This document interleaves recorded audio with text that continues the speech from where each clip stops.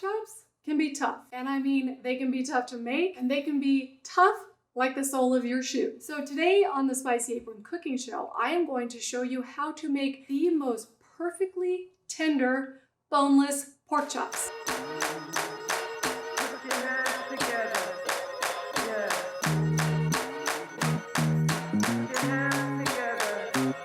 Now, I know many of you who watch my channel watch it because I have a lot of Instant Pot stuff on it. I do. Here's a video right here for one of them. But I wanted to jump in and show you how sous vide and Instant Pot can go hand in glove, because there are some things that the Instant Pot does really, really well that you would never do with a sous vide, and vice versa. Now, also, many of you have models of the Instant Pot that actually has a sous vide function on it. So that is great for you. Go ahead and use that for this recipe. I use my sous vide circulator. It is the Jewel sous vide circulator. I love it. It's cool. I like cool things. But any model that you have of a sous vide circulator will work great for this recipe. And if you need a little bit of a background of what sous vide is, you basically put food in a water bag and submerge it in the water in a hot water bath for any length of time, and it slowly cooks the food, and the food is always perfect. But I will put a link down below to a site that has some additional information about sous vide if you're looking for it. Now, let's get to the pork chops. Now, I know many of you are like I am. You go to the grocery store, and when they have boneless pork chops on sale, you buy them, you throw them in your freezer, and you eat them when you're ready to eat them, which is great. But you can't always pick the thickness of the pork chop that way. I love a big, thick pork chop, but you can't always get them. So last time I bought these on sale at the grocery store, picked them up, and you know, they're kind of on the thin side. And this is what I'm talking about when I say sometimes it's tough to cook pork chops. It's really hard to take a pork chop that's this thin, it's probably about 1/2 inch, and actually make it juicy and tender. Good luck with that, right? Well, not anymore. Sous vide to the rescue. This is super easy, guys. We're just gonna season them, put them in the bag, and throw them in the pot. All you need to do is put salt and freshly ground pepper. And one thing that I have noticed with sous vide cooking is that it does require extra seasoning before you put it into the plastic bag to put it in the water bath, and then seasoning after you take it out. Now, I'm not quite sure why that is, so if any of you know why I need to put extra seasoning on my sous vide food, I would love an answer to that. Go ahead and put it in the comments below. Okay, so season both sides of your pork chop, lots of salt and pepper. And then all you're gonna do is grab your plastic bag. We're gonna put all 4 in this bag. And I'm going to put 1 sprig of rosemary on top of each one. It looks pretty, and it will give you just a little tiny hint of that rosemary flavor. Now, one thing to note, the rosemary won't actually really cook. It requires a much higher temperature to cook. I'm going to cook these pork chops at 140 degrees. Vegetables or herbs do take a much higher temperature. So all this is gonna do is make it look pretty and give you just a hint of the taste. So grab your 1 gallon zip bag. Looks like a nice little product placement for Hefty. No, I'm not being paid by Hefty. Now you can also put them in a bag and vacuum seal them. I do that sometimes.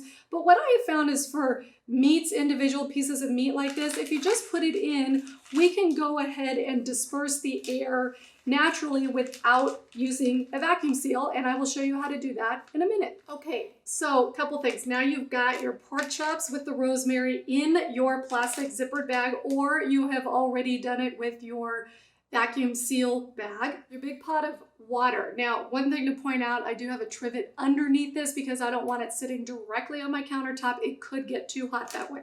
So the way we're going to do this without a vacuum seal machine is we're going to displace the air out of the bag by submerging it in the water. And you do that a little bit. First, zip your bag about halfway up and start to press. So this water is not hot yet, just so you know. So you start to press your pork chops down toward the bottom of the pot so they get submerged. And as you do that, the air comes out of the remaining opening of your bag. So go ahead and squish it down there.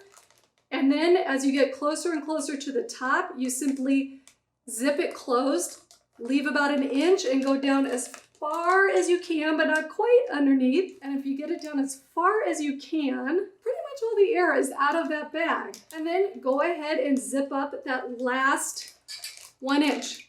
And there you have it. It is an almost perfectly vacuumed bag. Okay, so you got that, set it aside. Now we need to preheat the water. Like I said, I have the Joule. I am going to set it to 140 degrees. So as soon as this comes to 140 degrees, I'll put the pork chops in. I'll make sure they're fully submerged and cook them for 1 hour. Okay, the temperature of the water bath is now 140 degrees, and you can see that because with the Joule, it is connected to my phone, which I love. And yes, I'm kind of a techie geek that way. So it's 140 degrees. I am going to just fully submerge this and then clip the very top of the bag to the side of the pot. And now it's going to sit in this water bath for 1 hour, and then I'm going to take it out and sear it on a hot pan. This, by the way, is one of the reasons this is a great accompaniment to your Instant Pot, because now as this is sitting here for the hour, I can make all of my Instant Pot side dishes like that. I could even do beans.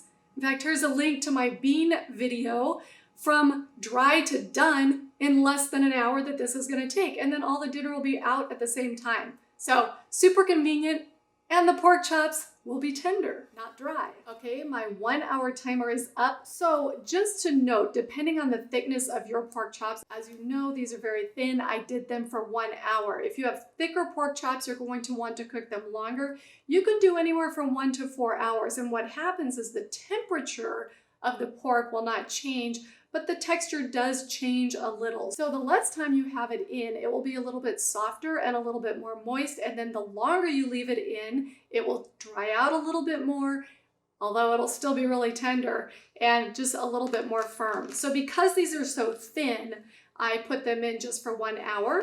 Here they are. I'm going to fire up a hot skillet and sear them in some butter, and that's it. All right, the pork chops are out. I've got a very hot skillet. I am going to put some butter in it and let that melt.